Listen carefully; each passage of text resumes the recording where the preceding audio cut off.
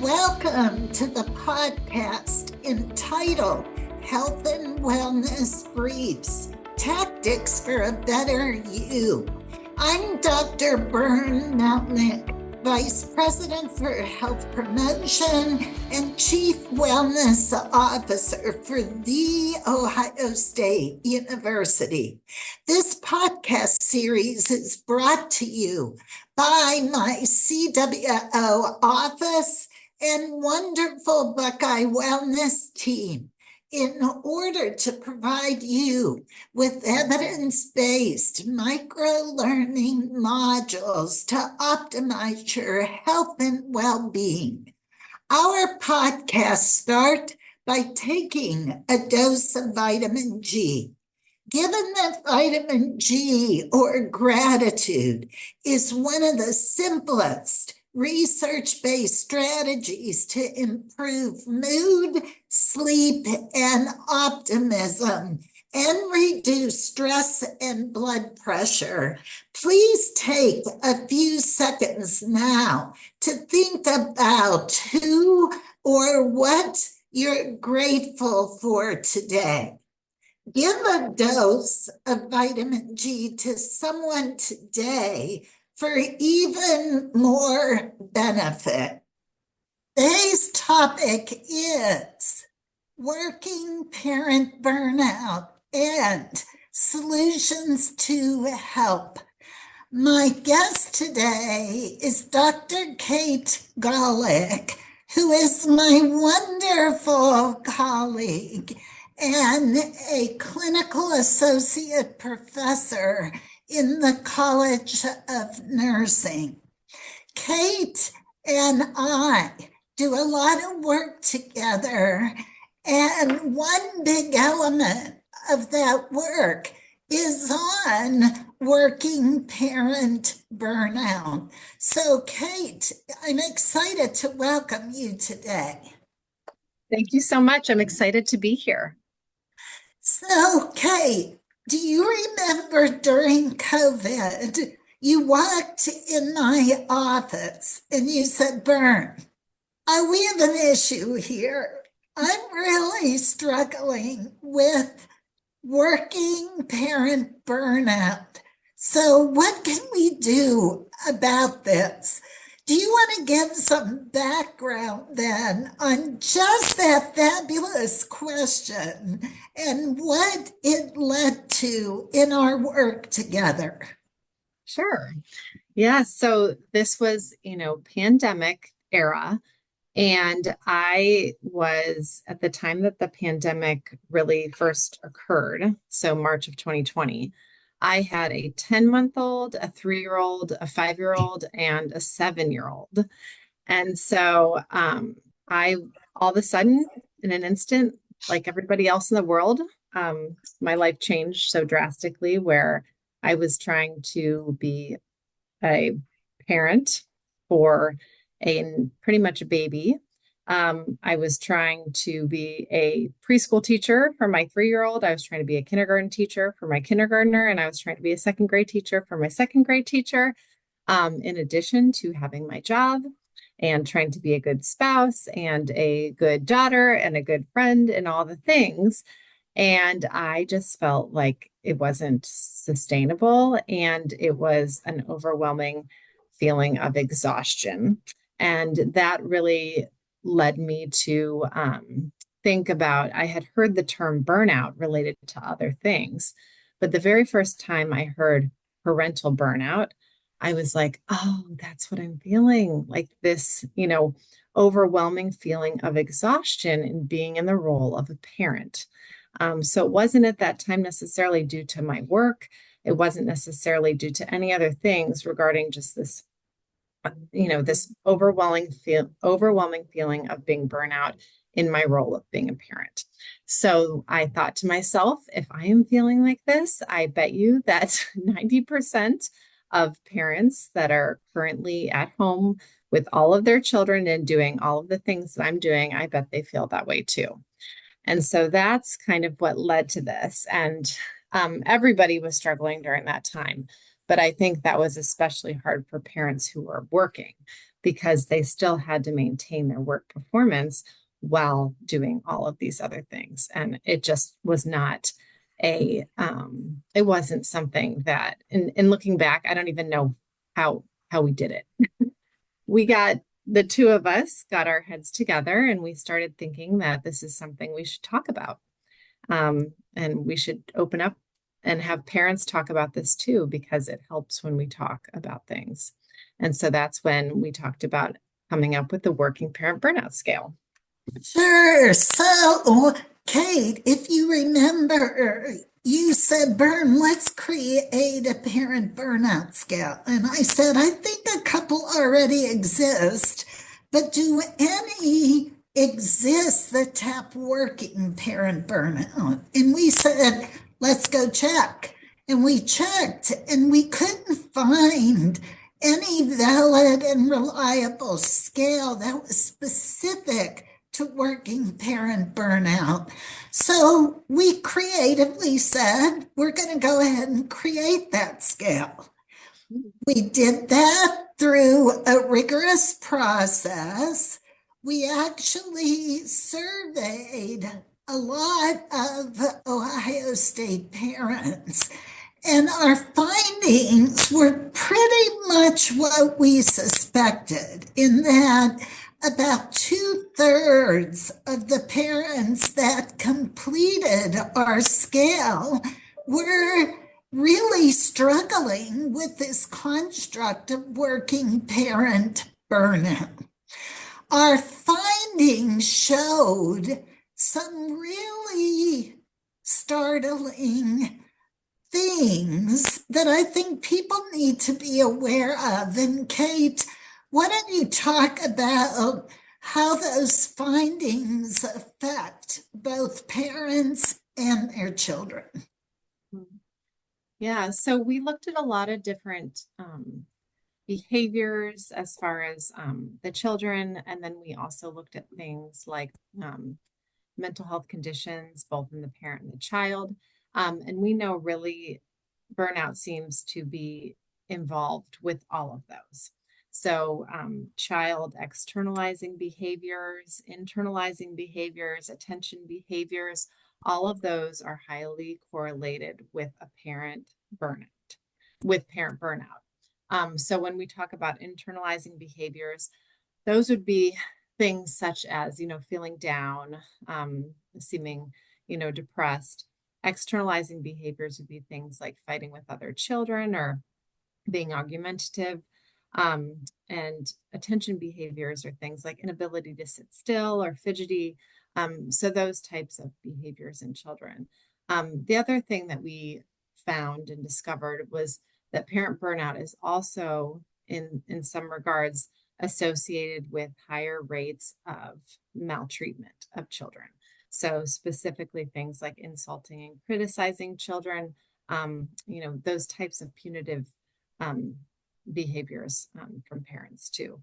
So those were all pretty striking findings for us, and it was definitely something that really was probably a little bit expected, but seeing it really validated through our research was very insightful, and it really drove us to want to come to some ways to help parents. And I think that's what we'll probably want to talk about now. Yes, and the other thing, though, I want to bring out, because this is not only with working parent burnout, but burnout across the board. If you're burnt out, whether it's because of parenting or work or a combination of the two, you really are more at risk for clinical anxiety as well as depression. And we know that not only affects the parent, but again, it's going to affect the children, and it's going to affect how you interact and parent your children.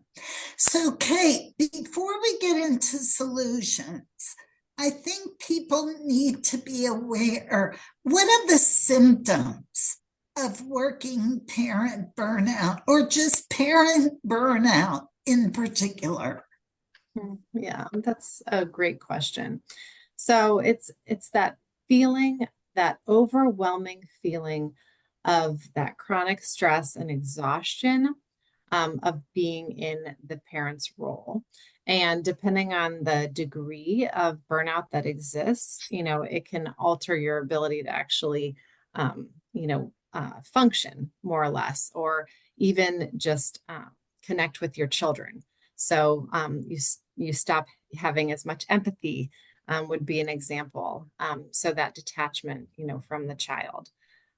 So those types of things, then if you feel that, then it's really recommended to kind of look into this more.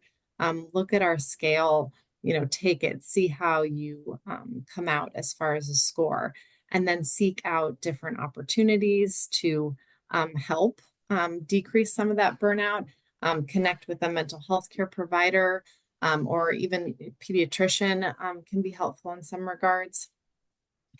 Kate, I always emphasize to folks, you want to face your true story.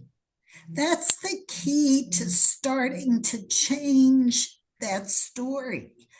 A lot of people will deny and they'll end up feeling exhausted all the time. Irritability is another big symptom of burnout, not acting like yourself, flying off the handle a little bit easier. But if you're experiencing burnout, anxiety, stress, depression, and it's at the point where it's interfering with your judgment or your quality of functioning, then it's time to get help. And it's actually a strength to recognize when we need help. It's not a weakness. So I want to move from what you might feel like if you're experiencing parent burnout to what can you do about it? And of course, we both believe in prevention. So, a way to prevent this from ever happening is to prioritize your own self care. We have a tendency to say, I have too much to do, I don't have time. But if we stop taking the time to take good self care, to still engage in activities that bring us meaning and joy, we are going to burn out a lot faster. So, Kate, what specific, brief types of solutions do we offer in our report on this burnout issue? So, one of the things specifically is that burnout is very individualized, right? So, it doesn't look the same across the board for everyone. But one thing that you can do is really look at, what are your existing resources and are you utilizing those? And then what are your stressors? And by kind of increasing those resources and then decreasing those stressors, you can really, start to kind of hopefully get in the middle of that burnout cycle. So, an example of this would be, you have school age children, you feel like you're constantly in the car going to activities. You don't have time to do anything else because you're hauling them around after school. So, that's a stressor. So maybe a resource would be to join a carpool. So you're only then driving once a week. So another example would be, you have so many things to do around your house, so many different things like the dishes and the laundry and everything. So why not use that? Hopefully, your kids are a little bit older and can participate. So start having them help you with those chores. So again, this is going to look different for everybody. But really kind of assessing that for yourself and seeing where you can increase those resources and decrease those stresses. And on that same note, we also, talk about like our expectations. And, we've always learned, and it's just very well known, like you want to set those high expectations so you achieve them. And we're not saying don't do that, but we're saying be a little bit more realistic and a little bit more forgiving of yourself and your child. So, setting these expectations that are way too high, that can really just cause this chronic stress. Like it causes low self-esteem, it causes frustration. And you don't want to set them too low, right? Because that can also maybe limit a child's ability to kind of grow and develop and all of those things. So be realistic with your expectations. And I always think it's important when you're thinking about expectations, especially with children, what is developmentally appropriate? If you understand that a tantrum is developmentally appropriate and it's not a flaw in your parenting, that's going to be a lot easier for you to then handle the tantrum. If you know that this is appropriate for my 3-year-old. So kind of knowing what those developmental milestones are can also be very, very helpful. That's great, Kate. And there are some brief stress reduction strategies that we can use. Deep abdominal breathing using the 4-7-8 method. So many people don't use that technique, and that is really helpful. Trying to stay in the present moment is really, really key. And another thing is learning to say no without guilt. As parents, we want the best for our kids, but we often overdo it with activities, sports, all of that. And it's okay to say no. It's okay to say, we're going to choose one activity this semester that you're going to participate in. Kate and I have many more suggestions in our report that you can download from this podcast. So I recommend you do that. One of the most awesome things that happened from our research on this very important topic, the Today Show actually picked it up, featured our scale that measures working parent burnout, and also housed our report. And we had tens of thousands of parents from across the country that actually took the scale, downloaded the report, and got some help on this issue. So, Kate, I'm so appreciative that you joined me today. It's been a great conversation.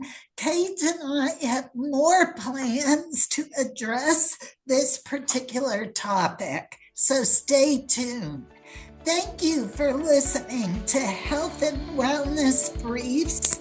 Tune in to other podcasts in this series to learn more evidence-based tips for a healthier, happier, and better you.